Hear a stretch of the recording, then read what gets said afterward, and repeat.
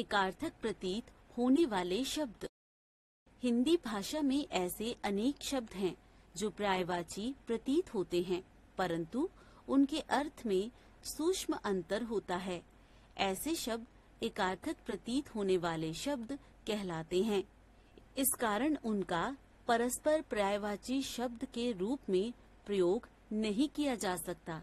वास्तव में उनके अर्थ अलग अलग होते हैं। भ्रमवश हम एक के स्थान पर दूसरे का प्रयोग कर लेते हैं, किंतु सूक्ष्म दृष्टि से विचार करने पर अंतर स्पष्ट हो जाता है। नीचे कुछ एकार्थक प्रतीत होने वाले शब्द दिए गए हैं। इन्हें पढ़िए, समझिए व याद कीजिए। अभिवादन, आदर पूर्वक हाथ जोड़ना, नमस्ते, छोटे बड़े सभी के लिए। प्रणाम, गुरुजनों और बड़ों के लिए। समय, साधारण अर्थ में प्रयोग किया जाता है। युग, समय की एक विशेष अवधि। काल, समग्र संपूर्ण समय। आविष्कार, किसी नई वस्तु का निर्माण करना।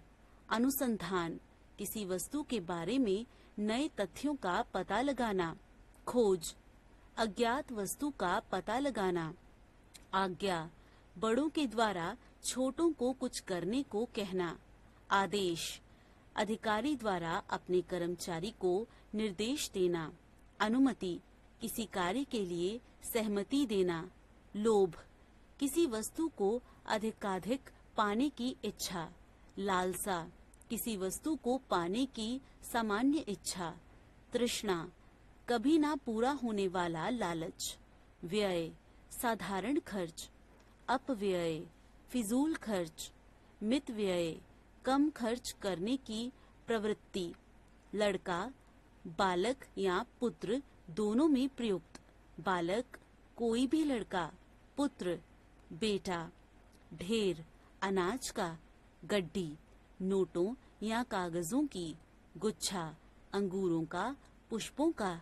अहंकार, झूठा गर्व। घमंड, स्वयं को बड़ा और दूसरों को छोटा समझना। मंत्रणा, गोपनीय रूप से परामर्श करना। परामर्श, किसी विषय पर विचार विमर्श कर अपना मत प्रकट करना। आचार, आचरण, चाल चलन। व्यवहार, दूसरों के प्रति किया गया व्यवहार। श्रम, शारीरिक मेहनत। परिश्रम, शारीरिक और मानसिक मेहनत। परीक्षक, परीक्षा लेने वाला व्यक्ति। निरीक्षक, निरीक्षण करने वाला व्यक्ति। प्रचार, किसी मत या विचार को सबके समक्ष रखना। प्रसार, फैलाव। पाप, नैतिक या धार्मिक नियमों का उल्लंघन करना। अपराध, सामाजिक नियमों को तोड़ना। अमूल्य, जिस वस्तु को मूल्य देकर भी प्राप्त ना किया जा सके। बहुमूल्य, बहुत अधिक कीमती। सहयोग, दोनों पक्षों की ओर से एक दूसरे की सहायता। सहायता, एक पक्ष की ओर से दूसरे पक्ष के लिए कार्य। ग्रंथ, बड़ी और महत्वपूर्ण पुस्तक। पुस्तक, कोई भी साधारण पुस्तक। सेवा, किसी को आराम पहुंचाना। शुश्रूषा, किसी रोगी की सेवा करना। पूजा, धार्मिक क्रियाकलाप तथा आदर भाव प्रकट करना। अर्चना, देवी देवता के प्रति धूप दीप नैवेद्य अर्पित करना। छाया, वृक्ष की छाया। परछाई, एक आकृति। आयु, पूरा जीवन। अवस्था, जीवन का एक भाग। भ्रमण, घूमना, सैर करना। पर्यटन, किसी विशेष उद्देश्य के लिए घूमना। आकार, किसी वस्तु का लंबा चौड़ा, छोटा बड़ा होना। आकृति, बनावट, छाया। अनुग्रह, कृपा, किसी से प्रसन्न होकर उसका कुछ उपकार करना। अनुकंपा, बहुत कृपा, किसी के दुख से दुखी होकर की गई कृपा। अनुरोध, बराबर वालों से की गई प्रार्थना। प्रार्थना, बड़ों से या ईश्वर से किया गया अनुरोध। राजा, कोई भी राजा। सम्राट, राजाओं का राजा। पत्नी, किसी की विवाहित स्त्री। स्त्री, कोई भी स्त्री।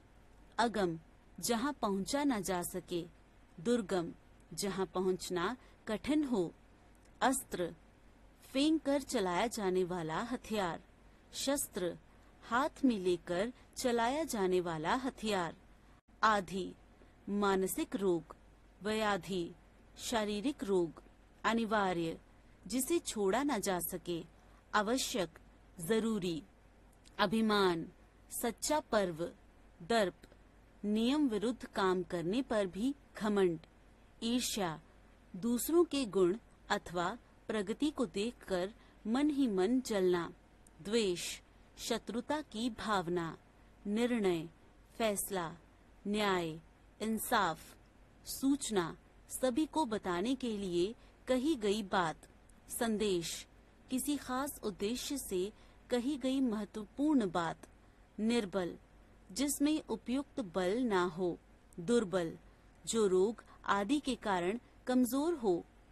प्रमाण, किसी बात को सिद्ध करने वाले तथ्य। परिमाण, नाप तौल, मात्रा। वेदना, शारीरिक पीड़ा। व्यथा, मानसिक पीड़ा। स्पर्धा, दूसरों के गुणों को देखकर वैसा ही बनने की इच्छा। होड़, दूसरों के गुणों को देखकर उनसे आगे बढ़ने की इच्छा। हिंसा, द्वेषवश किसी को शारीरिक या मानसिक कष्ट देना। बलिदान, किसी अच्छे उद्देश्य के लिए स्वयं के प्राण न्यौछावर करना। लज्जा, स्वभाव के अनुसार दूसरों के सामने शर्माना। गलानी, किसी अनुचित कार्य को करके लज्जा अनुभव होना। सभ्यता, रहन सहन और व्यवहार। संस्कृति, रीति रिवाज। क्रोध, गुस्सा, अप्रसन्नता, उचित सम्मान न मिलने पर नाराजगी। उषा काल, भोर का उजाला। प्रातः काल, सवेरा। शोक, किसी प्रिय व्यक्ति की मृत्यु पर दुख। खेद, दुख और पश्चाताप की मिलीजुली भावना। दुख, सामान्य पीड़ा। कष्ट, किसी कार्य से होने वाली पीड़ा। प्रेम, प्रेम एक प्रकार का भाव है, मनुष्य का मनुष्य से स्वाभाविक संबंध। स्नेह, छोटों के प्रति प्रेम भाव। प्रणय, केवल पति पत्नी का प्रेम भाव। वात्सल्य, माता पिता का बच्चों के प्रति प्रेम भाव। हमने सीखा, हिंदी भाषा में ऐसे अनेक शब्द हैं जो पर्यायवाची प्रतीत होते हैं, परंतु उनके अर्थ में सूक्ष्म अंतर होता है। ऐसे शब्द एकार्थक प्रतीत होने वाले शब्द कहलाते हैं।